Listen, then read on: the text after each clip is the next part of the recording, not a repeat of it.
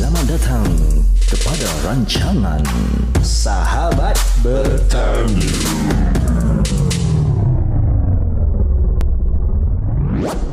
Assalamualaikum semua, selamat datang kepada podcast yang gila, podcast yang mana kita suka bermain-main di dalam podcast ini. Saya hos anda Indra Sahib. Dan saya Izzat Koki. Saya Eric Pipul. Selamat datang kepada podcastnya Sahabat Bertanya. Mari kita rasa macam syok gitu. Macam syok, macam nak tidur, macam nak perut pun dah kenyang tadi Alhamdulillah. Syukur. Macam nak sedawa je. Perut dah kenyang tadi. Tapi kita tak boleh shout out tadi siapa yang masak nasi biryani tu. Tak apa. Sebab kita beli apa. Kalau ada orang hantar makan-makan, kalau orang sponsor lah sikit tau. boleh shout out Okay, hari kita boleh tanya siapa nak sponsor next week punya nasi biryani.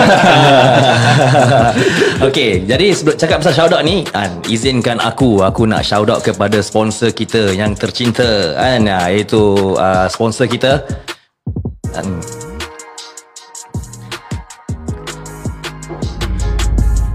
sponsor kita Okay, our official sponsor Salwadin.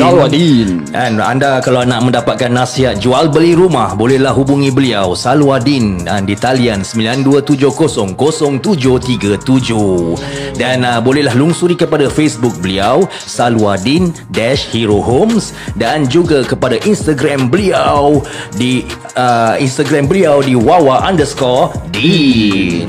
Jadi kita akan masuk kepada topiknya, kan, yang mana kita akan bahaskan topik yang hangat dan panas.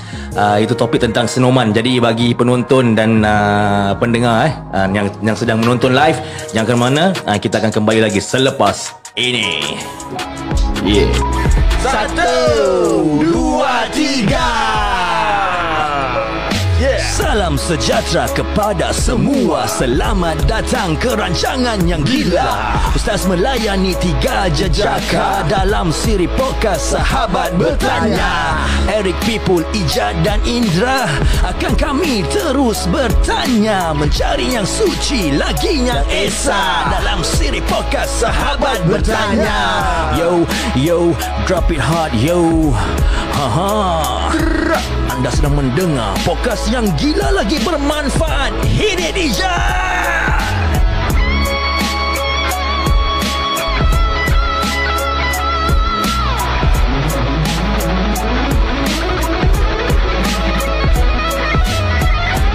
Ya, saya hos anda Indra Sahib. Dan saya Izzat Koki. Saya Eric Pipul. Anda sedang mendengar siri podcast Sahabat Bertanya.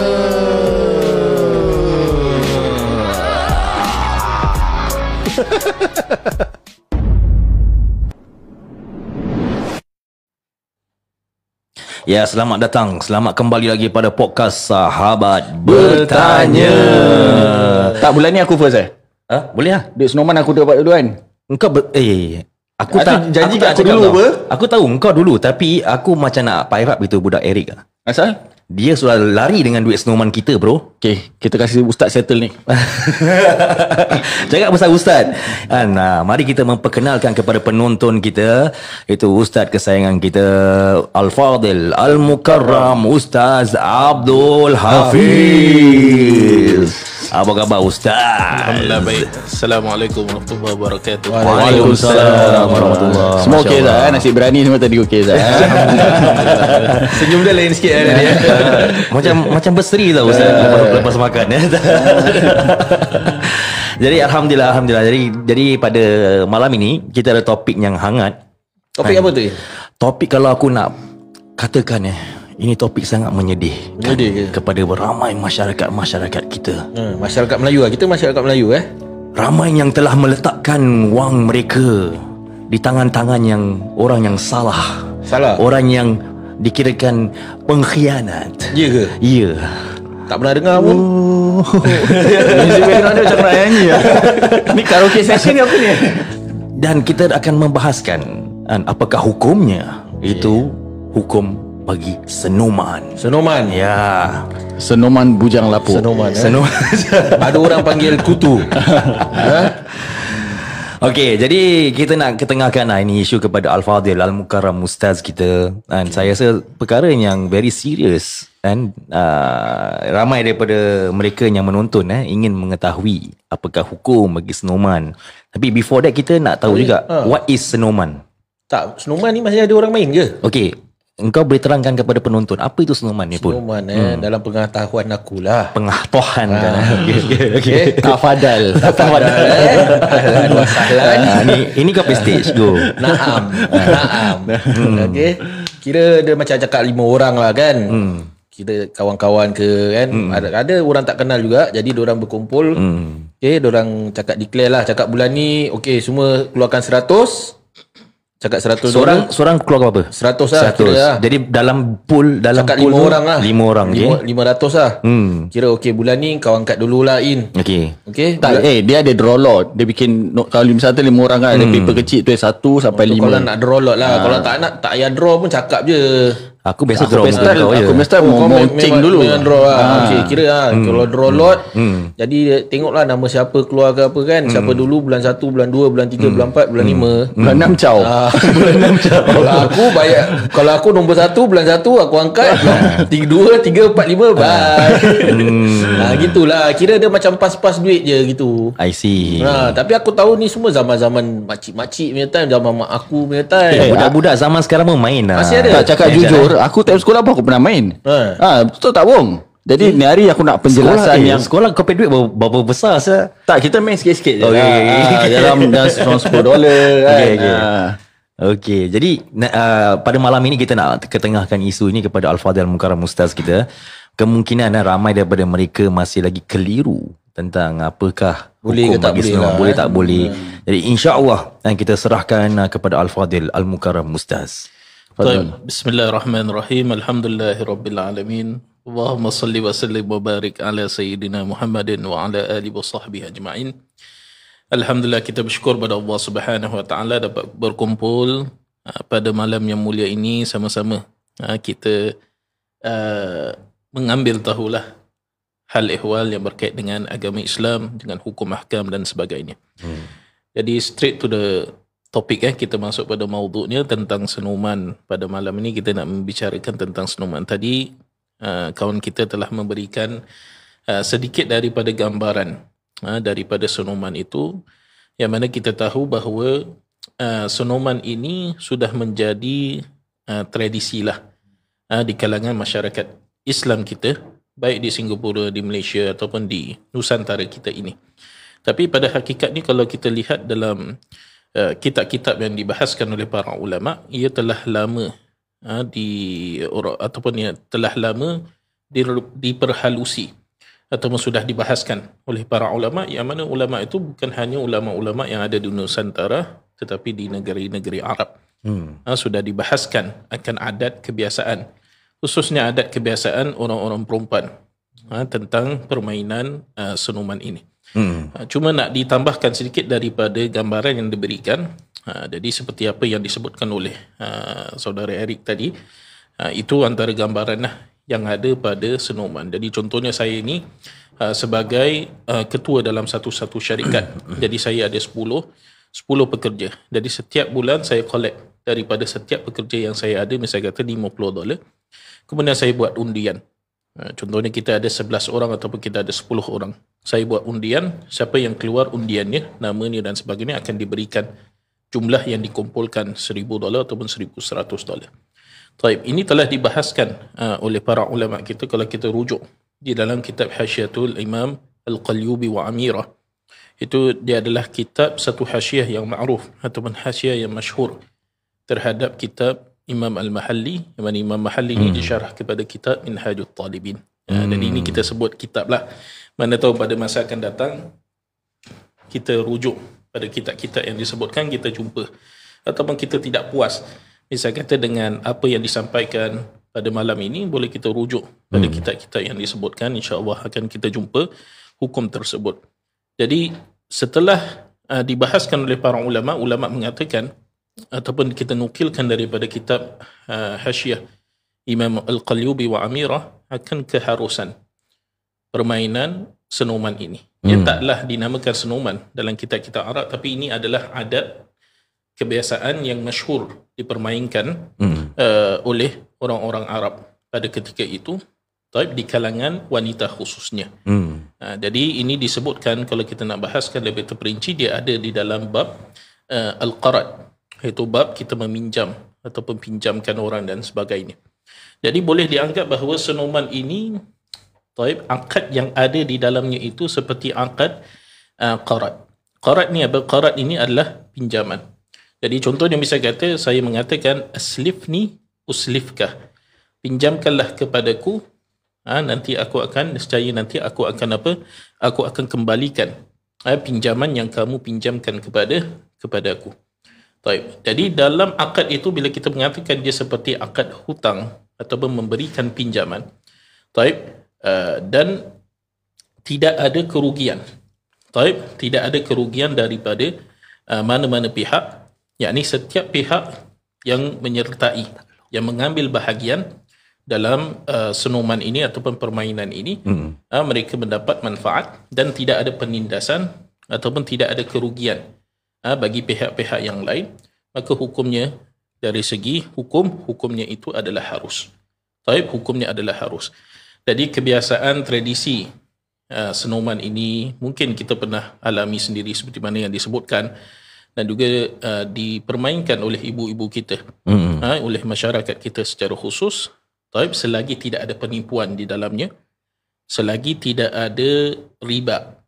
Maksudnya riba di sini, contohnya kita berikan pinjaman, tetapi kita menetapkan bila nanti kamu bayar balik ataupun tiba giliran aku, sebab aku pangkat yang besar, aku adalah bos, aku yang buat senoman ini, maka kamu kena bayar 20% lebih dan sebagainya. Jadi kat situ seperti ada pinjaman yang ada manfaat. Kullu qardin jarra naf'an fahuwa riba. Itu dalam hadis Nabi SAW. Setiap pinjaman yang dapat menarik keuntungan ataupun mendatangkan keuntungan disyaratkan dengan sekian-sekian syarat, maka hukumnya apa? Hukumnya adalah riba. Maka hukumnya tidak diperbolehkan. Tetapi kalau tidak ada kerugian, tidak ada gharar, penipuan, ada agreement, ada redha di kalangan ahli dan sebagainya, tidak cabut, misal kata bila sampai giliran dan sebagainya itu tak boleh call dan sebagainya, itu diharuskan. Wallahu a'lam. Masya-Allah. Ini bab aku rasa panjang lebar kalau kita nak, tapi perlu untuk kita go in detail dan perlu untuk kita mendalami ni bab. Jadi saya rasa bagi mereka penonton-penonton yang sedang menonton live sekarang, yang ingin bertanya kepada Al-Fadhil Al-Mukarram Ustaz, boleh muatkanlah pertanyaan anda ataupun soalan anda di laman chat kita. Dan insya-Allah kita akan jawab soalan-soalan anda, baik mengenai senoman ke ataupun perkara-perkara yang related to it, ataupun apa-apa saja soalan-soalan anda, insya-Allah kita akan ketengahkan kepada Al-Fadhil Al-Mukarram Ustaz. Okey, aku nak... Kau faham ke tak ni? Aku faham. Kau faham apa Ustaz terangkan? Aku faham yang mana senoman ini adalah harus. Tapi lihat juga. Tapi nak kena akad tu, kalau akad yang macam tadi Ustaz terangkan tadi Ustaz, akad kira yang nak kena cakap pinjaman duit gitu, kira diorang cakap kalau 5 orang ni nak kena setuju, kira cakap okey ni ibarat bulan ni aku kasih kau duit aku, nanti bulan depan aku angkat balik ke, macam mana dia punya akad tu? Okey, kalau kita ini balik kepada hukum jual belilah ataupun kita balik kepada bab muamalat, itu adalah satu bab yang sangat penting di dalam fiqih. Biasanya kita dikenali dengan bab ibadat, bab nakahat, tetapi kita tak terdedah kadang ataupun kurang bagi kita untuk mendalami hukum muamalat. Jadi bila kita mengatakan bahawa ia adalah satu akad yang mana ia seperti hutang, itu perlu kepada ijab dan juga qabul. Ijab dengan qabul ini macam mana? Ini biasa kita dengarlah dalam bab pernikahan. Tuan nikah saya tahu Ustaz. Nikah memang favourite. Buat nikah terror. Macam tak ingat pula. Jadi kalau dia dari segi muamalat, kita mendalami, kalau kita mendalami bab muamalat itu, dalam setiap contohnya hukum jual beli, hukum salam dan sebagainya, kita nak order satu-satu barang dan sebagainya yang kita nak lakukan, nak upah orang dan sebagainya, itu perlu ada akad ijab dan juga qabul. Begitu juga dalam bila kita mengatakan ataupun kita kategorikan senoman ini di bawah bab hutang, memberi pinjaman dan sebagainya, maka perlu kepada ijab dan juga qabul. Tetapi pada hari ini kita akan lihat, itu kadang kita nak beli barang dan sebagainya, hatta contohnya saya pergi ke bawah dan sebagainya, saya nak beli barang yang biasa, keropok dan sebagainya, saya tak akan kata pada Apik, ini saya nak beli dengan harga sekian-sekian. Apik kata saya jual kepada kamu dengan harga sekian-sekian. Ini tak berlaku. Itu rare. Itu kan berlaku. Ataupun jarang-jarang berlaku. Kat Malaysia masih ada lagi. Malaysia Apik cakap aku jual. Taklah bukan Apik kalau kat Malaysia. Apik cakap wah cincai lah. Lu mau beli uang untung semua lah. Angkatnya Suka lu lah. Jangan curi je. Jadi kita hampir jarang lah kita jumpa ataupun kita pergi kedai, hatta di kalangan orang Islam, kecuali dalam beberapa tempat itu mungkin kedai yang lama-lama, orang-orang lama biasa dia akan gunakan sirah, saya jual dek dengan harga sekian-sekian dan sebagainya.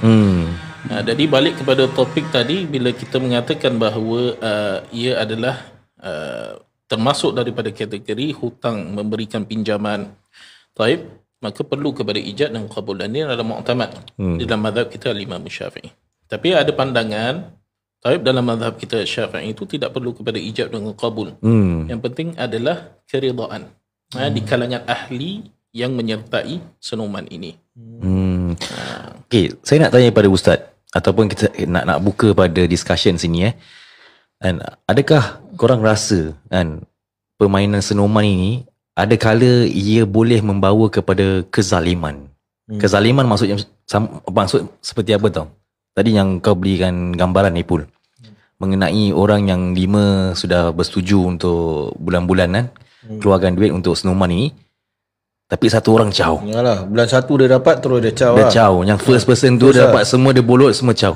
Kau rasa ada tak itu kezaliman dalam perbuatan itu? Yalah, zalim lah. Zaliman. Jadi hanyanya yang lain apa? Jadi kita nak ketengahkan isu ini. Isu pada pembahasan kalau berlaku. Apakah hukum orang yang pertama tu mengambil wang semua tu terus lari. Boleh rimbat tu. Apa dah jadi dengan kalau duit tu? Kalau aku boleh rimbat. Apa dah jadi dengan duit tu? Tapi kan Ustaz, apa yang saya pun sedia maklum, ada maklum dah sampai. Ada orang kat luar yang dia main snowman kan. Kadang ada kebaikan dia. Kebaikan dia sebab dia tak tahan lah. Misal kata contoh Ustaz macam kita kononnya kita ni semua adik-beradik. 4 orang. Adik-beradik. Misal kata Indra ada anak nak kahwin. Anak aku nak kahwin. Jadi dia perlukan duit perbelanjaan. Jadi dia pun syorkan lah aku perlukan duit lah. Jadi kita adakan snowman ni boleh tak? Kasih aku first person dapat. Okay. As long ada akad tu boleh ya Ustaz.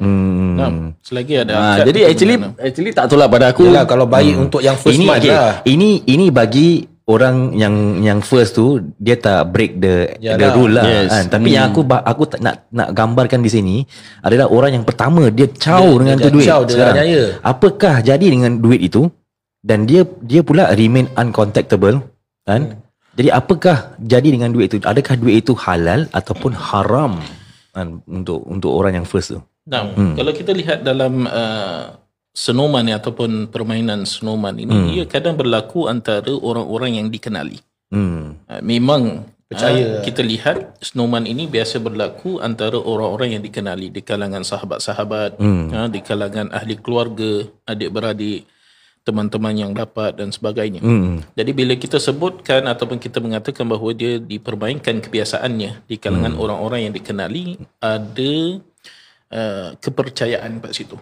Jadi ada kepercayaan bagi orang-orang yang menyertai permainan senuman ini. Jadi kalau kita lihat, hatta kalau kita lihat dalam pinjaman yang kita nak berikan ataupun kita nak menyewakan sesuatu benda yang kita milik, ataupun kita nak pinjamkanlah sesuatu pensel, cawan dan sebagainya kepada orang, ataupun kita nak tinggalkan sesuatu barang yang bernilai, kita akan tinggalkan barang tersebut kepada orang yang kita percayai. Jadi itu adalah perkara yang sangat penting sebelum kita buat keputusan untuk permainan ini ataupun untuk masuk dalam senuman inilah.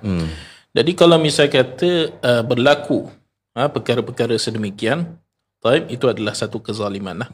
Itu adalah satu kezaliman. Tapi ada beberapa cara yang mungkin boleh kita laksanakan untuk keluar daripada perkara ini, khususnya pada zaman kita ini. Kalau dulu itu Masya Allah orang-orang soleh masih ramai, orang-orang yang boleh dipercayai dan sebagainya, orang-orang yang tidak mengabaikan ataupun menzalimi hak orang lain, Masya Allah masih ramai. Tetapi pada zaman ini masih ada lagi orang-orang yang boleh dipercayai, orang-orang soleh, tapi bilangannya itu agak kurang.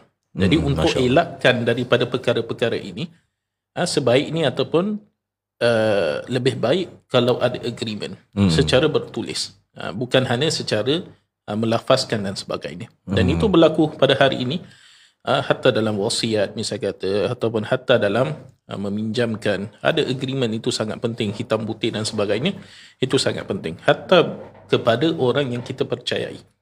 Tapi kita nak pinjamkan sesuatu kepada orang yang kita percayai dan sebagainya, sebaiknya itu ada agreement secara bertulis, hitam putih dan sebagainya, supaya perkara-perkara semacam itu dapat dielakkan. Jadi tetap perkara-perkara seperti ini saya rasa bagus we go black and white. Dan tadi yang disebutkan oleh Bang Ijat tadi kan, itu adalah faedah daripada permainan senuman. Iaitu dalam Al-Quran itu Allah Subhanahu Wa Taala memerintahkan kita untuk saling bantu-membantu dalam perkara-perkara yang ada kebajikan-kebaikan. Jadi contohnya, antaranya daripada faedah permainan senuman ini adalah meringankan mungkin beban ahli-ahli ataupun beberapa ahli yang ada dalam permainan itu. Masya Allah. Okay, baik. Kita ada soalan daripada penonton kita. Ada. Mungkin kita ambil soalan sikit kan. Boleh. Jadi soalan yang pertama Ustaz, ditanyakan di sini, salah satu dari grup lari sudah jadi haram kerana dia menipu bila dah dapat duit turn dia. Question mark. Mana dia jadi haram dia ni saudara atau saudari saya tak tahu di sini mengatakan di sini duit itu sudah jadi haram dan kerana dia menipu bila dah dapat duit pada turn dia mana dia punya tadi kita cakap kira dia lari tak masuk soalan dia tu duit tu haram ke tidak. Betul. Jadi bila dia mengambil sesuatu yang bukan milik dia, dia mengambil sesuatu yang bukan milik dia, jadi dia lari dengan duit-duit itu, dia menzalimi orang lain. Dia akan menyusahkan orang lain dan orang lain mendapat kerugian. Kerugian dari apa? Kerugian daripada perbuatannya. Jadi perbuatannya itu mungkin bukan satu kesalahan, mungkin kesalahan yang berganda, kesalahan demi kesalahan. Yang pertama mungkin dia mengambil bukan dengan secara hak, mengambil harta orang Islam ataupun harta orang lain itu dengan jalan kebatilan, dan itu bukan menjadi hak dia. Dan dia menzalimi orang lain, dia menyusahkan orang lain. Jadi itu adalah perkara yang haram. Dan dia duit yang dia dapat juga adalah duit yang haram. Kerana apa? Tidak diredai. Perkara yang dilakukan itu tidak diredai. Apatah lagi kalau ia itu tidak dihalalkan dan sebagainya. Jadi dia itu kalau dia bertaubat sekalipun, itu dia mesti kembalikan duit yang dia bawa lari dan sebagainya kepada orang yang berhak untuk mendapatkannya. Dan dia tak boleh kalau bisa kata dia dah taubat dan sekalipun hatta lepas 10 tahun 20 tahun dan sebagainya, dia mesti kembalikan kepada ahlinya. Tak dapat ahlinya dah meninggal dan sebagainya, kembalikan kepada warisnya. Mencari-cari waris tak dapat juga dan sebagainya, duit itu tetap tidak dimiliki.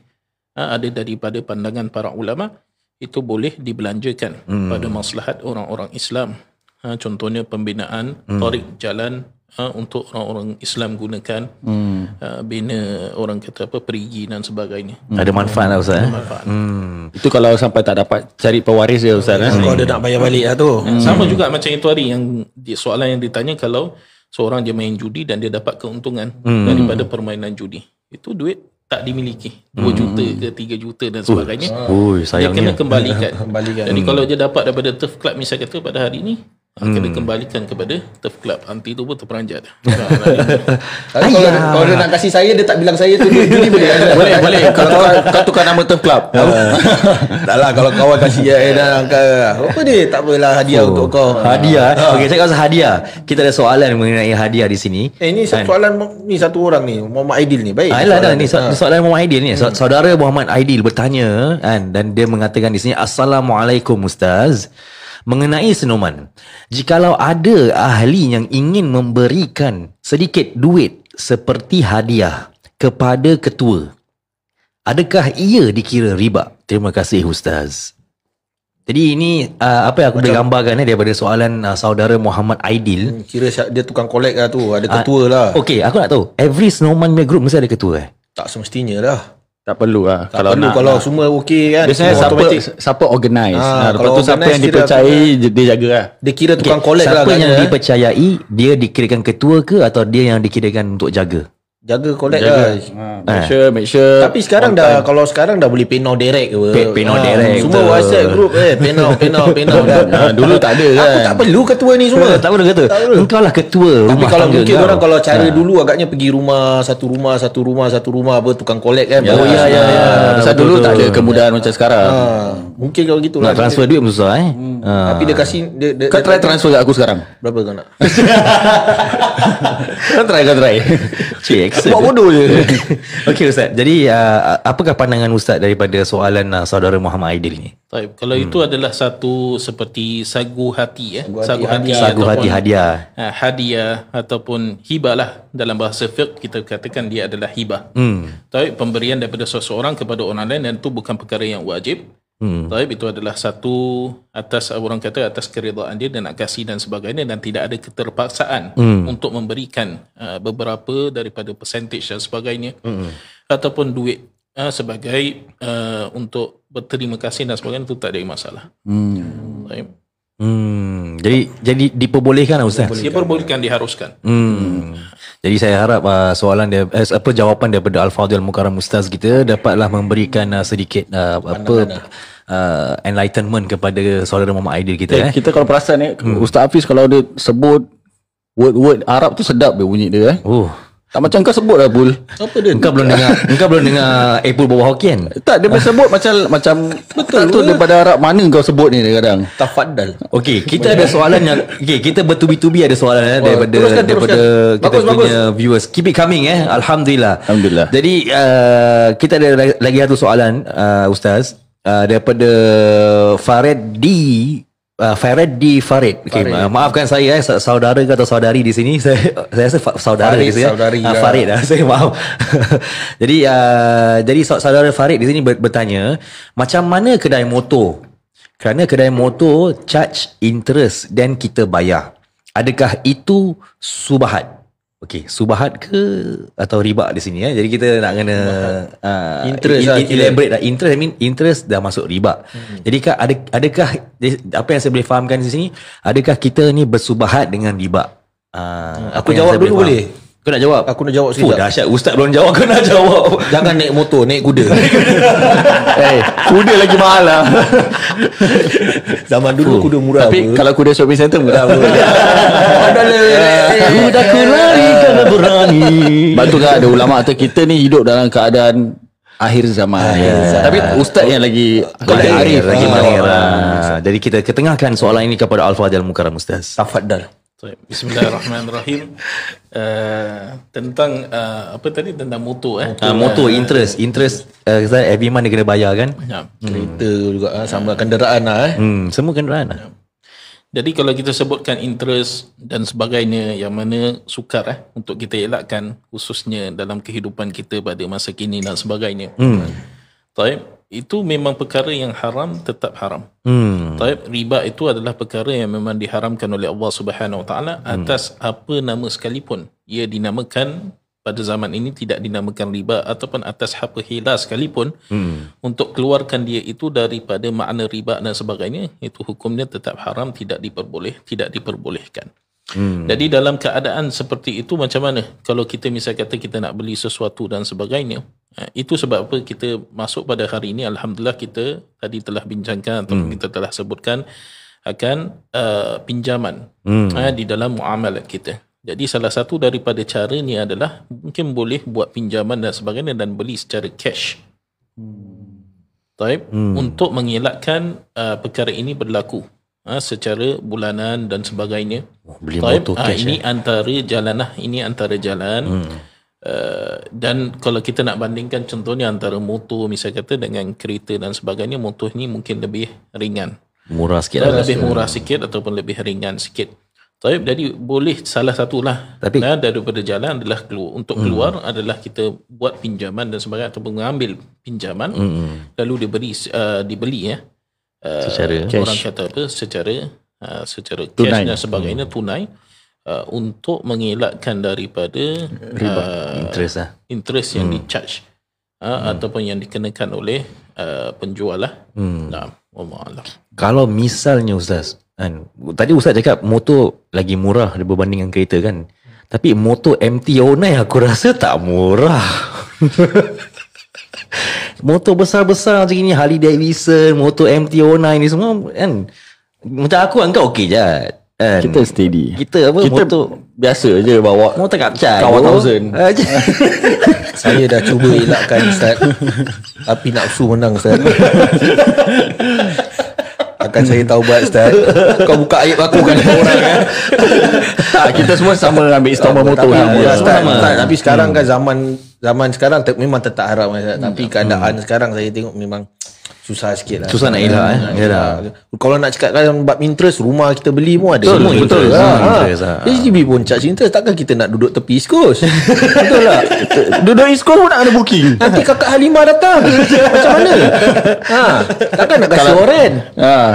Dan ini sebenarnya pada maudhu interest ni dia sepatutnya kita dapat pisahkan dalam satu Topik podcast, lagi. insyaAllah. Satu perjumpaan yang khusus dan sebagainya. InsyaAllah. Boleh. Tak nanti keliru. Panjang-panjang. Berpanjang lebar. Tapi insyaAllah kan bagi saudara Farid kita, mudah-mudahan jawapan ni dapatlah memberikan sedikit daripada kekeliruan yang ada pada anda, insyaAllah. Okey, jadi bagi mereka yang sedang menonton, jangan ke mana-mana, kita ada promo talk sikit dan kita akan kembali lagi selepas ini. Jangan ke mana-mana. Like and share guys. Kawan is like very kata orang tu senang lah. Kita pun tak tahu macam mana how to do this kan. She actually bentangkan the steps. Kita quite satisfied lah. She's very bubbly. She can manage very well and she is very knowledgeable. So dia openkan kita punya eyes macam. So Alhamdulillah, and we managed to find this place. Alhamdulillah, and we love it. Nasihat untuk jual beli rumah, sila hubungi Salwadin di 92700737 dan lungsurilah Facebook beliau di Salwadin-Hero Homes dan di Instagram wawa_din. Okey, selamat kembali lagi kepada podcast Sahabat Bertanya. Okey, kita ada satu soalan daripada saudara kita di sini yang bernama Afifai. Salam Ustaz dan sahabat. Waalaikumsalam. Hello Afi. Kalau salah satu orang yang meninggal, saya rasa dia tanya tentang senoman. Kalau salah satu orang daripada yang main senoman itu meninggal dan mungkin dia belum lagi dapat bahagiannya. Macam mana Ustaz? Macam mana Ustaz? Lagi pula dia last person to collect. Ni soalan baik daripada saudara Afifai. Terima kasih. Dan kita akan tujukan soalan ini kepada Al-Fadhil Mukarram Ustaz. Jadi dia adalah orang yang last untuk collect, kemudian dia meninggal sebelum mendapatkan bahagiannya. Itu diberikan kepada warisnya.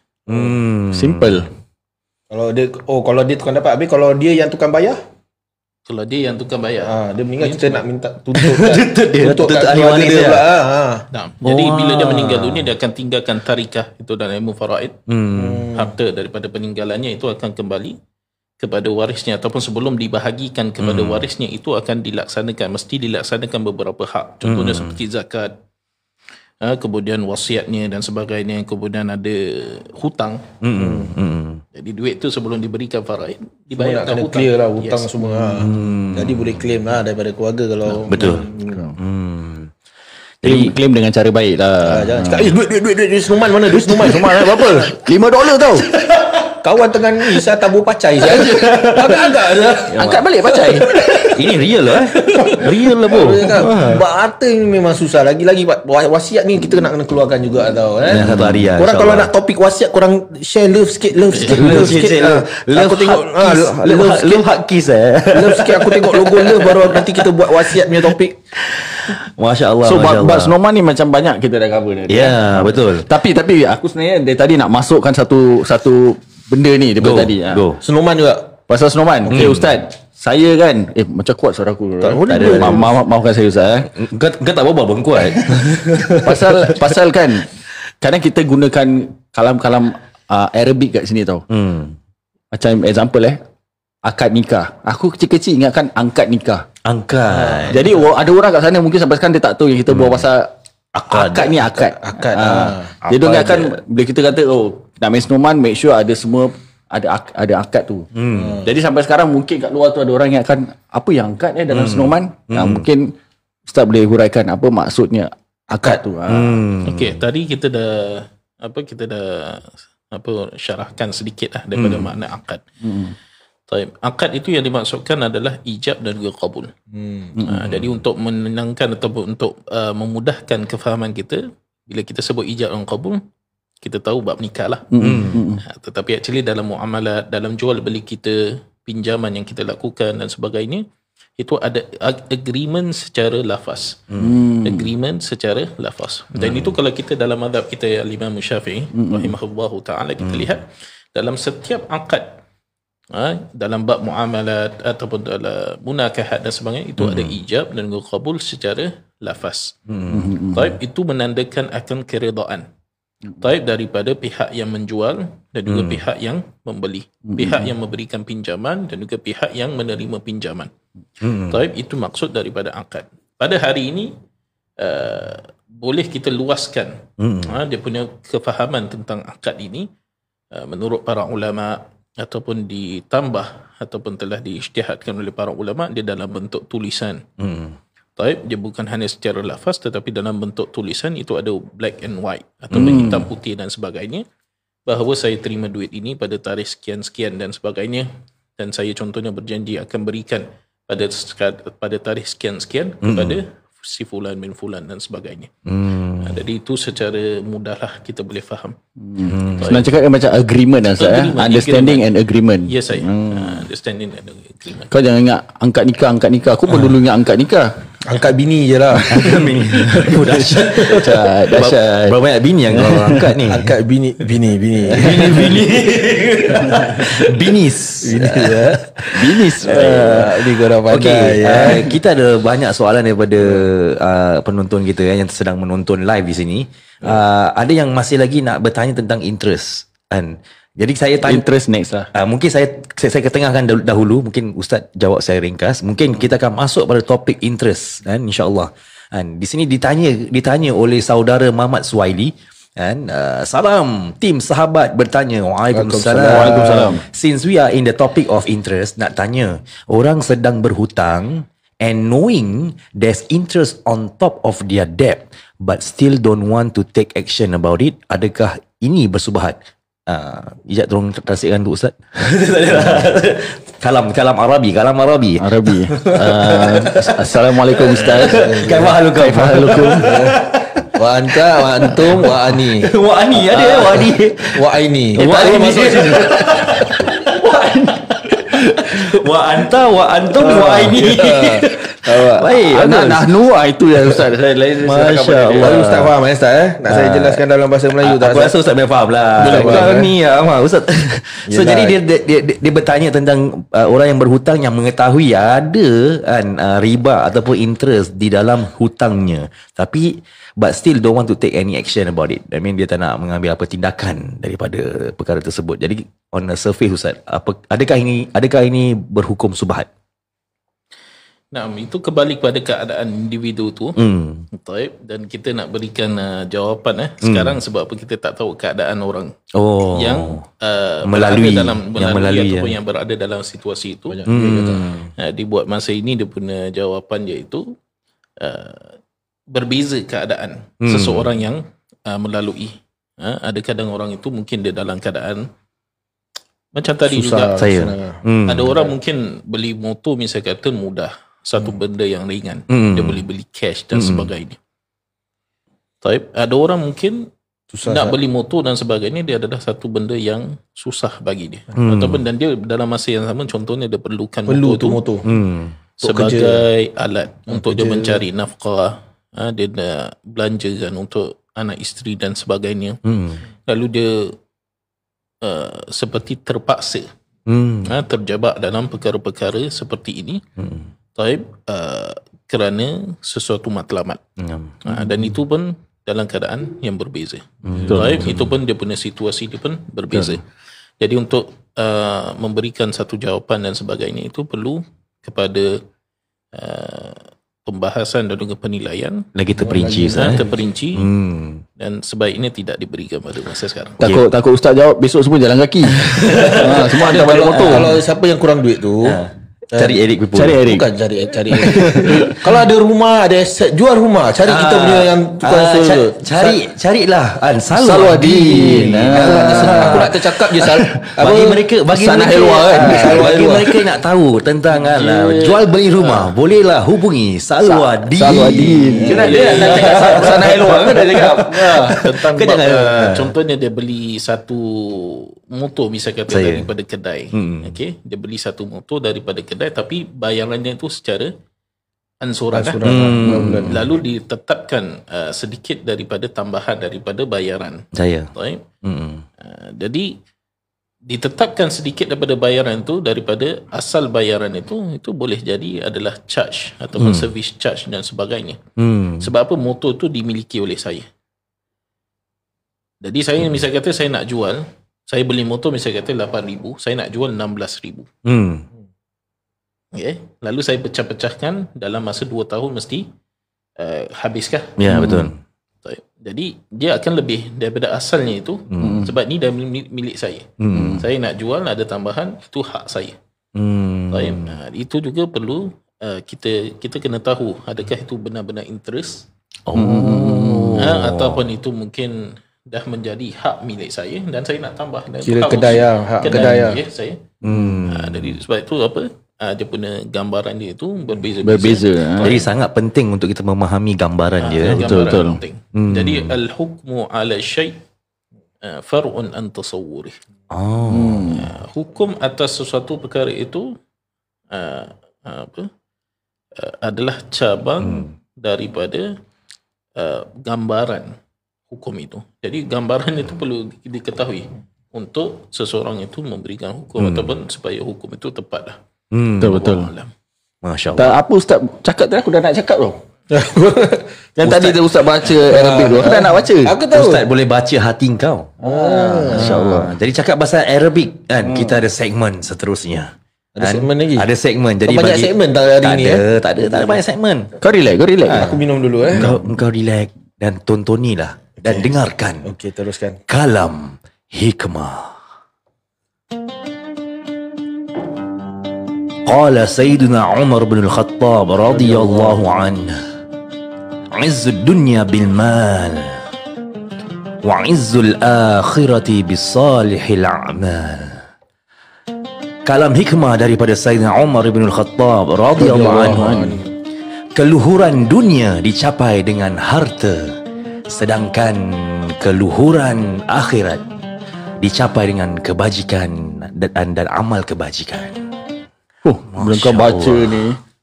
Aku pun hampir nak baca tadi.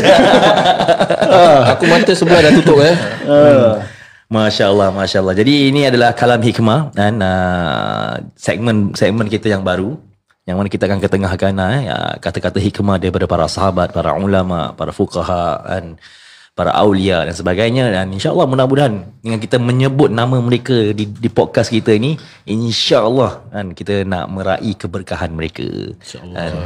Jadi kita ketengah kepada Al-Fadhil Mukarram Ustaz untuk syarahkan sedikit ataupun banyak pun tak kisahlah atas manfaat daripada kalam hikmah dari Sayyidina Umar bin Khattab radhiyallahu anhu. Mungkin boleh ulangkan dia terjemahan dia tadi yang tak dapat tangkap. Okey, keluhuran dunia ini dicapai dengan harta, kan? Izzud dunya dan bil mal, mana keluhuran dunia ni dengan harta, dan wa izzul akhirah bisalihil a'mal, mana dengan sedangkan keluhuran akhirat ini adalah dengan mencapai amal kebajikan. Jadi itu adalah kata hikmah daripada Sayyidina Umar bin Khattab. Minggu lalu kita ada kalam hikmah daripada Sayyidina Ali, masya-Allah. Sayyidina Umar adalah khalifah yang kedua setelah Sayyidina Abu Bakar As-Siddiq radhiyallahu ta'ala anhu, dikenali ataupun dikenali juga dengan Al-Faruq, iaitu yang membezakan bainal haq, antara perkara yang benar dan juga perkara yang batil. Jadi Sayyidina Umar radhiyallahu ta'ala anhu dia mengatakan keluhuran dunia ini boleh dicapai dengan harta. Jadi maksud daripada kalam ini adalah harta yang tidak melalaikan seseorang itu daripada akhirat. Baik, jadi seseorang itu dia akan mendapatkan keluhuran, kemuliaan, dunia, derajat yang tinggi, martabat yang tinggi di dunia ini, yang mana dia akan fana dengan harta yang dia gunakan untuk mendekatkan dirinya kepada Allah Subhanahu wa taala. Kerana kita tahu ada harta kadang itu dapat membinasakan diri seseorang itu kalau dia tidak menggunakan harta tersebut di dalam ketaatan kepada Allah Subhanahu wa taala. Bahkan ada orang kadang dia mempunyai harta yang banyak, ditambahkan oleh Allah Subhanahu wa taala harta yang banyak, tetapi dia melawan perintah Allah Subhanahu wa taala. Dia tidak mengikut Rasulullah sallallahu alaihi wasallam, maka harta itu menghanyutkan dia, melupakan, melalaikan dia itu akan negeri akhirat. Tapi harta yang dimasukkan di sini adalah harta yang digunakan ke jalan Allah Subhanahu wa taala, harta yang digunakan dengan kebenaran, sedekah, memberikan infak, mengeluarkan zakat, membantu orang-orang yang susah, membina madrasah, membina perkara-perkara yang dapat dimanfaatkan walaupun setelah dia meninggal dunia dan sebagainya. Maka orang seperti ini adalah orang yang mulia di dunia. Bukan harta yang banyak, kadang dia mempunyai harta yang sedikit. Tapi harta yang sedikit, kita katakan harta yang sedikit itu dia bukan dalam bentuk mata wang dan sebagainya, tidak. Bahkan ilmu juga adalah harta. Ilmu yang dimanfaatkan, yang diajarkan kepada orang lain juga adalah harta peninggalan yang berkekalan. Dia ada rumah, dia jadikan dia sebagai madrasah, wakafkan dia sebagai masjid dan sebagainya. Itu adalah harta, dan dia mendapatkan kemuliaan di dunia. Masya-Allah. Dan keluhuran ataupun kemuliaan apa yang kedua? Akhirat itu dicapai dengan salihil a'mal, dengan amalan-amalan kebajikan. Dengan amalan-amalan salih yang dapat menyelamatkan dia. Nanti di akhirat, di negeri akhirat, itu mengikut kadar amalannya itu bila dia berada di dunia. Jadi setelah seseorang itu kan dia meninggal, itu inqata'ah, dalam hadis Nabi SAW itu akan terputus amalannya kecuali 3. Sedekahun jariyah, sedekah yang berterusan. Maksud daripada sedekah jariyah juga adalah ilmu yang dia manfaatkan, diajarkan kepada orang lain, dan terus menerus ilmu itu dimanfaatkan dan sebagainya, juga boleh menjadi sedekah jariyah. Ataupun dia ada harta dan dia wakafkan, gunakan pada jalan kebaikan. Anak yang soleh mendoakannya, dan juga ilmu yang dimanfaatkan. Wallahu a'lam. Masya-Allah. Wah, kira Ustaz, dulu saya first time belajar solat kan. Kat rumah tu ada satu kitab Mari belajar solat. Buku tu agaknya digunakan ramai orang, Ustaz. Ramai. Jadi amalan tu dia tak dapat pahala sampai hari ni. Dapat. Pengarang dia adalah Ustaz San Haji. Betul. Ustaz Ahmad San Haji, salah seorang daripada ulama Singapura yang sangat dihormati. Masya-Allah. Kau ada tak buku tu, Bul? Tahu mari sembahyang kan. Jadi pahala dia berterusan, Ustaz. Pahala dia berterusan. Sama macam pengarang, orang yang mengarang Iqra dan Muqaddam, Ustaz. Ada seorang guru daripada guru kita, dia tak mempunyai anak lelaki.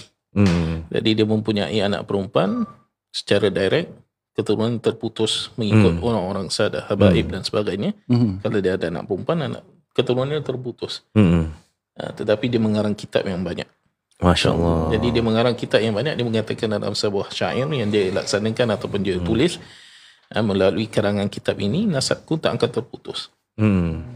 Sama juga bila kita ada ilmu dan kita manfaatkan ilmu yang kita ada kepada orang lain, tak akan terputus amalan kita. Bahkan nanti bila kita sudah ditanam, sudah dikebumikan dan sebagainya, kita akan bergembira insya-Allah dengan ilmu yang dimanfaatkan oleh orang yang masya-Allah. Kalau gitu orang-orang yang karang kasidah yang kita semua tak tahu, kita pun main baca je Ustaz. Orang tu pun dapat juga pahala dia. Selagi ia dibaca dan sebagainya, Nabi kita Muhammad sallallahu alaihi wasallam, selagi kita berselawat dalam bulan Rabiul Awwal dan sebagainya, itu selawat kita akan sampai dan itu dapat menggembirakan Nabi SAW. Okey, besok kita buat lagu pun. Lagu rock. Buat lagu tapi mendekatkan dengan Tuhan. Masya Allah. Aku tengah selawat ni. Kau selawat pasal dah kenyang ke apa? Bulan Rabiul Awal. Banyakkan selawat. Jadi bagi penonton yang sedang menonton live yang ada pertanyaan, saya rasa ada ramai daripada soalan-soalan anda yang mungkin tak terjawab lagi-lagi pada saudara kita, ada seorang penonton ni, saudara Rizal Ramli, yang bertanya tentang interest. Salam semua, sekarang ada skim 0% installment plan dengan credit card bank bila membeli barang. Sama tak konsepnya macam main Snowman? Barang dapat dulu, bayar kemudian bulanan. Jadi insya-Allah ini termasuk pada bab interest. InsyaAllah kita akan kedepankan soalan anda pada sesi yang akan datang, yang lebih terperinci bila kita membahaskan tentang bab interest. And last question daripada penonton kita yang menonton live adalah saudara Abdul Malik KTS. Dahsyat ni Abdul Malik kan. Dia tanya, ni brother Malik kita ini Malik is back. Jadi dia bertanya di sini, salam semua, apakah hukum Eric People termenung? Buat mana kawan termenung, geng? Kawan tengah menghayati setiap kata-kata daripada mulut ustaz, kalam-kalam mulut ustaz. Kau macam nak cium mulut ustaz. Kita tak sokong LGBT. Siapa LGBT tu insaf-insaf lah. Mungkin kat luar orang tengok kita ni dengan ustaz pun cakap, sebenarnya kita dah biasa bergurau. Kita bergurau je. Tapi adalah batas kita memang respect dan kita hanya bergurau semata-matanya untuk menyenangkan hati masing-masing dalam podcast ni. Tapi antara kita kalau ada yang terlebih, kita akan tegur selepas podcast ni. Minta maaf. Kira aku punya soalan hari tak dapat keluar juga. Soalan apa pun? Ni aku cakap yang pasal lucky draw lah. Aku nak tanya tu. Oh, kau nak tanya pasal lucky draw. Lepas podcast semua boleh tanya. InsyaAllah next. Aku rasa next kita tanya pasal lucky draw. Next kita berbual tentang interest. Dan saya berkawan seorang juga ada bertanya Ustaz, dia bertanya tentang investment dan overseas investment dalam saham dan sebagainya. Ini kalau masuk tak ada yang paling baik sekali. Apa harta yang korang ada tu korang penau kat aku. 10%. Dan paling baik sekali paling baik saya rasa, kalau anda banyak harta dan rasa anda ingin memanfaatkan harta anda, bolehlah beli rumah. Siapa nak kena cari? Dan belilah rumah. Dan aku nak kasi shout out pada kita punya sponsor HD. Bolehlah beli rumah anda ataupun mendapatkan nasihat jual beli rumah kepada our official sponsor Salwadin di talian 92700737 dan boleh lungsuri kepada Facebook beliau Salwadin-Hero Homes dan juga Instagram Wawa_D. Wawa. Next Wawa adik-adik kau apa? Next shout out Eric akan baca. Jadi Alhamdulillah. Tak ada korang kat luar sana, siapa ada produk ke apa-apa pun nak kita shout kan, boleh juga. Korang contact in je. Betul je. Nanti nak belanja kopi pun boleh belanja kopi. Bagi mereka yang menghargai kita punya contribution dalam podcast ini, bolehlah belanja kita kopi. Link dia ada di bawah video description. Dan bagi penonton-penonton yang menonton live, terima kasih banyak-banyak kerana sudi menonton menonton daripada awal sehingga akhir podcast. Dan saya ingin mengucapkan ribuan terima kasih kepada Al-Fadil Al-Mukarram Ustaz Abdul Hafiz. Masya-Allah Ustaz. Terima kasih. Saya melayan kita kesihatan Ustaz. Amin. Panjang umur Ustaz. Amin. Doakan saya juga Ustaz. Doakan kita secara live Ustaz. Doakan kita dapat lagi satu je. Doa yang rasa tu yang lagi Lagi tajam tajam. Nari Bukan macam kau. Aku tengah berselawat. Nari Eric on form Tak, dia berselawat dia bilang orang ni. Aku tengah berselawat. Aku tengah banyak sabar dengan kau. Masya Allah. Baiklah, bagi mereka yang masih menonton, jangan ke mana-mana, kita ada product talk selepas ni. Bagi mereka yang ingin faham bagaimana nak dapat profit of 500,000 dalam Rupiah. jual beli rumah Singapore dollar lah bro. Banyak tu. Bolehlah tontoni product talk selepas ini. Okay. Dan saya adalah host anda Indra Sahib. Dan saya Izzat Koki. Saya Eric Pipul. Kita jumpa lagi di minggu hadapan, insya-Allah. Jumpa.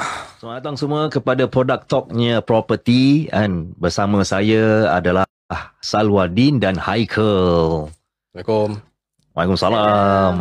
Dan mereka adalah daripada Hero Homes, dan bagi mereka yang ingin mendapatkan nasihat untuk jual beli rumah, silalah hubungi Salwadin at 92700737. Dan bagi mereka yang ingin DM Salwadin juga, bolehlah DM beliau di Facebook di Salwadin-Hero Homes, dan juga di Instagram at wawa_din. Jadi pada topik hari ni kita nak bahas ataupun nak discuss lah tentang case study. Betul. Betul tak? Betul. I think we have a case study here that is very interesting.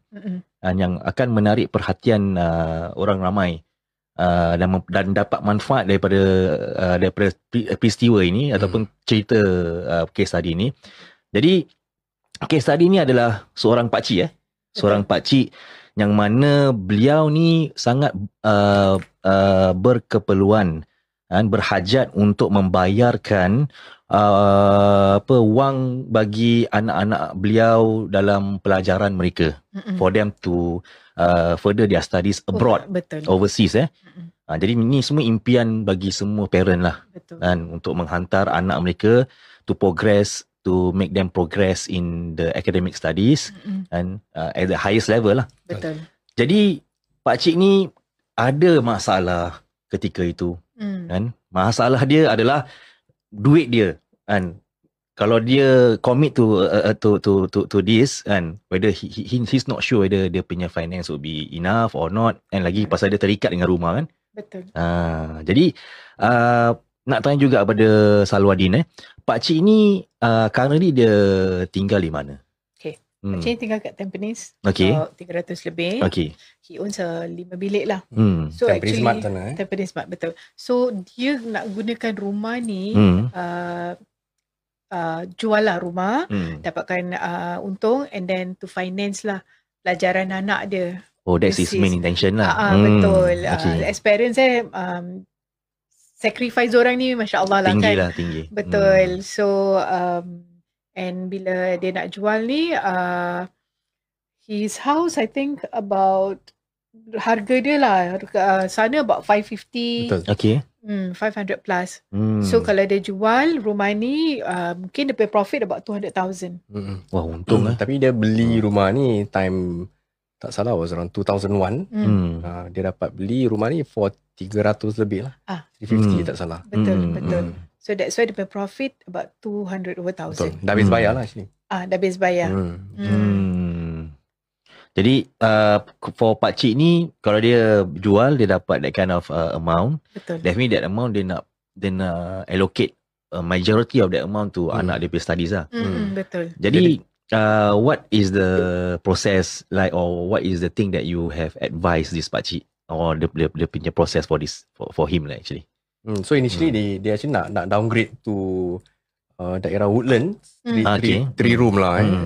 To time 3 bilik pun was around 300 plus thousand. So betul-betul lah kalau dijual, he would have cash profits of 200 plus thousand.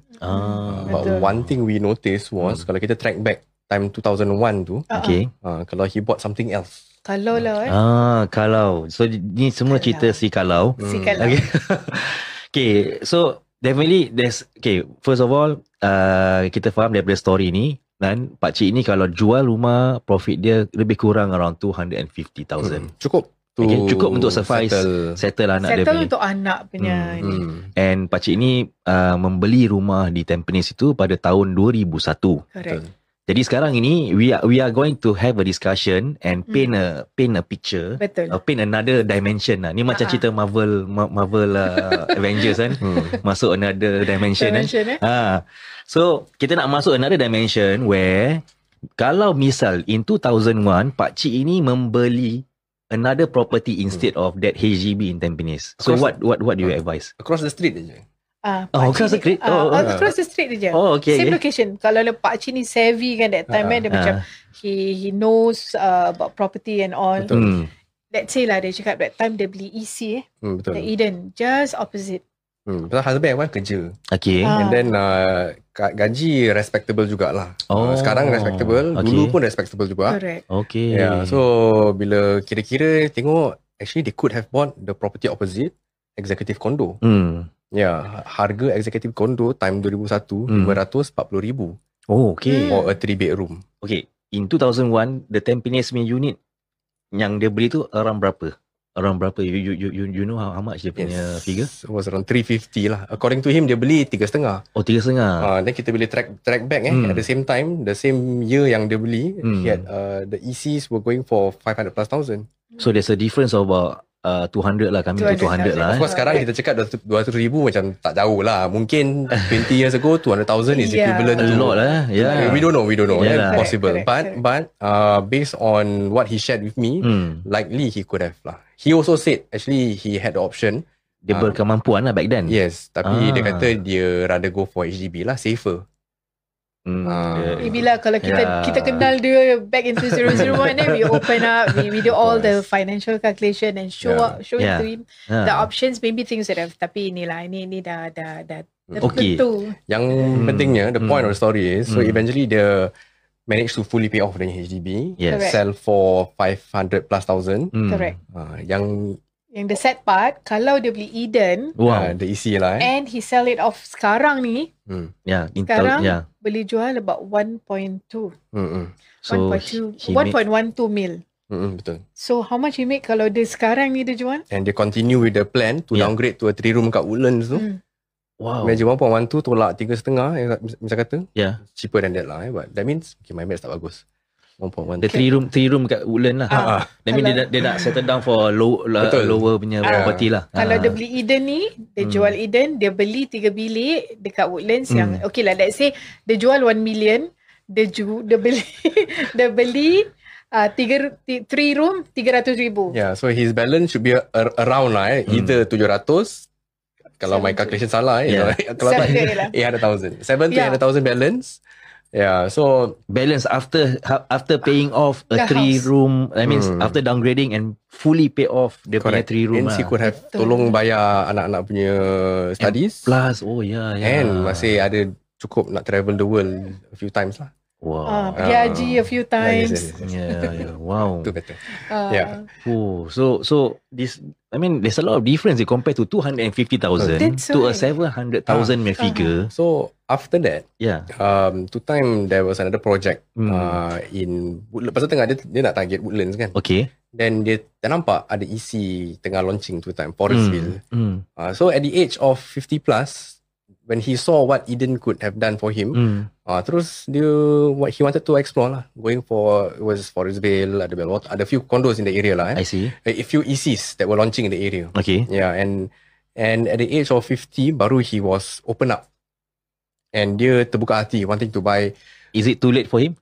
He almost placed the deposit. But when we did the calculations, but later dia punya plan of nak bayar anak punya studies won't come. You either go for A or pill B. Oh, matrix blue pill or red pill. So of course, yang penting sacrifice of a parent lah. Betul. He went for the HDB to help out the children's. I don't know whether the children tahu parents punya sacrifice. Kita tu tak tahu dulu. Yeah, you won't know. Your They should lah. Yeah. Oh, we should. Yeah, we should. Usually parents nak pindah, nak tukar angin, but they never really tell you the Betul. Yes. So, I mean, it goes back to what you actually see and seize the opportunity. Correct. It's all about seizing the opportunity. And he did say back then what was not available was information. Dia tak tahu the difference, the benefits of going for NEC. Okay. Of course, mungkin dulu time 2001 punya time, mungkin internet, tak ada, not much data. So he's saying even before dia jumpa kita, he was already researching quite a fair bit lah. That's how he got to know us lah kan. Yeah, so he was researching and then he said lah, if he knew back then his path, he would have taken a different path. Yeah, correct. Pasal dulu semua orang beli HDB. Semua orang. Betul. That was the norm dulu. Betul. Sekarang the norm is to upgrade. But your options, you must make sure you explore all your options to understand lah yang apa your kemampuan can open up your options too. Yeah. I see. Yeah. And then what is the end game actually? Whatever kita buat, it's always at the end of it.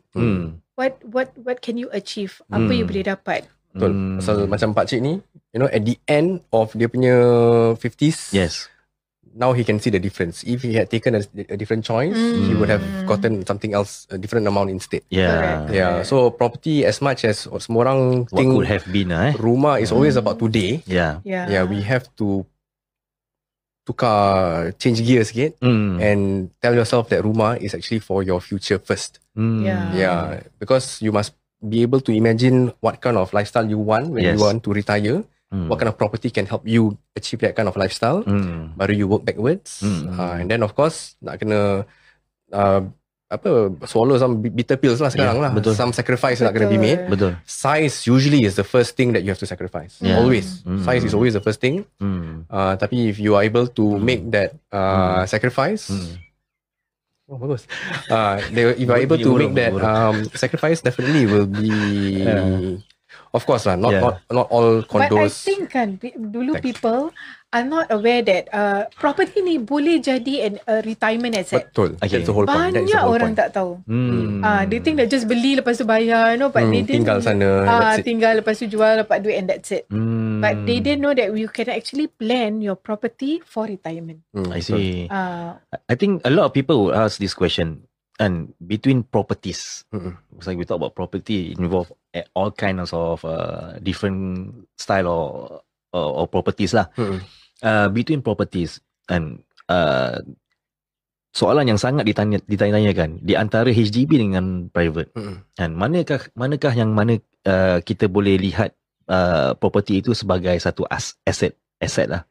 And I think dua-dua actually still asset. Dua-dua is still an asset. Macam mana kita plan your finances will be the difference. Pasal property, walaupun misal kata lah, I always tell my clients openly, harga you buy HDB jangan expect to see some profits. Pasal HDB ni makin tua, bila dah kosong, HDB yang angkat balik. Betul.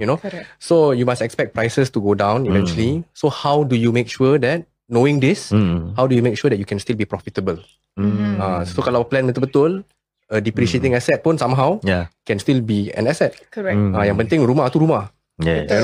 Yang kondo pun there's a different angle.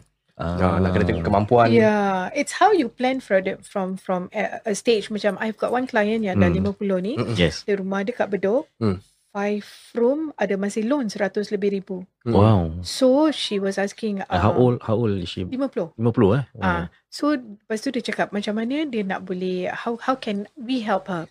So we plan, kita cakap you jual rumah ni, bila you 55, your husband can take a bit of his CPF. Okay. Tapi you beli rumah because anak dia ada lelaki ada perempuan, so she still need 4 bedroom. So bila jual, beli 4 bilik somewhere yang tak tua sangat. Lepas tu by the time you are 60, you jual rumah yang 4 bilik ni yang tak tua sangat pun, you still can sell and you still can downgrade one last time to a 3 room. Last ditch of effort lah. Yes. So don't just stay dalam 4 bilik. Lepas tu jangan tak buat apa-apa. No, we plan. So after that, after you're 60 or 65, because dia beli rumah 4 bilik ni pun fully pay up. So lepas tu dah 65 you jual, you still can have your retirement funds. So I think the next question that we want to ask Salwadin and Haikal is that when is the appropriate time? Maknanya umur yang manakah yang paling appropriate bagi seorang individu tu start to plan on the retirement, which relate balik to dia punya rumah. Ada kaitan dengan rumah dia. It should be as early as in their 30s lah. Betul. I was gonna say the same thing. 30s, Yeah, as early as possible. Tau, yes. Yeah. Of course lah kena balance lah. The younger you are, savings tak banyak, Correct. gaji tak sebesar. So, tapi planning nak kena start seawal mungkin. Correct. Planning, understanding, belajar konsep, belajar macam mana orang upgrade. Tak kisah upgrade to HDB, upgrade to condo. Knowledge sekarang mana-mana boleh dapat. Ya, betul. Tak payah pergi library. Betul. Handphone ada. Google je. Adanya. Pergi Hero Homes lah. Hero Homes betul. Pergi Hero Home punya page, diorang beritahu everything about property there. Betul, it's all there. Tak tahu tanya je. Agent suka jawab. Free. Betul. Betul. So yang penting knowledge is free. Yes. Your time is not free. Yes. So if you want to leave it to experts, to professionals, of course lah, boleh call kita lah. Exactly lah. Tapi to answer your question, as early as possible. Then kalau tak ada kemampuan, at least you earn the knowledge first. Then you know how much you need to save by when. Then you boleh buat some projections. I see. You dah tahu bila gaji aku dah gini, dah umur berapa, nak kena push wives to minta promotion sikit. Correct. So dah tak boleh MC banyak sangat. So all this will shift your mindset towards how you view Because work. when you're still young kan, masih muda tu masih kuat lagi untuk betul. buat apa. Even if you need to macam top up cash, you have to do a bit of sacrifice. Yes. Daripada nanti bila you dah 50 plus baru nak start planning. But you need your funds, for medical lah, untuk sakit, untuk apa. So you plan early. Bila mampu kejar, nak kena kejar. Betul. Nanti satu hari dah tak boleh kejar langsung. Betul. Correct. So basically, dia punya fundamentals here, kita punya career ni, seseorang yang punya career dan juga cara dia nak plan bagi rumah dia tu, it concise lah. Mana dia together lah, alongside together lah. Pasal yelah, Singapore kan. Betul. So benda yang rumah ni tak murah. Tapi I'm not saying that nak kena gaji besar baru boleh settle. Betul. Nak kena ikut kemampuan. That's why we also understand kalau di HDB pun mesti ada game plan. Tak boleh cakap tak apalah, I beli HDB lagi, game over. Masih nak kena faham juga how whatever you purchase will actually help you Correct. in the future. in the future. Betul. Wow. I think sungguh memadai kita punya pembahasan mengenai case study daripada Pakcik ni. Jadi bagi mereka yang ingin mendapatkan nasihat untuk jual beli rumah, bolehlah hubungi Salwadin at 92700737 dan bolehlah lungsuri kepada Facebook beliau Salwadin-Hero Homes, dan boleh juga menghantarkan DM anda di Instagram Wawadin at wawa_din.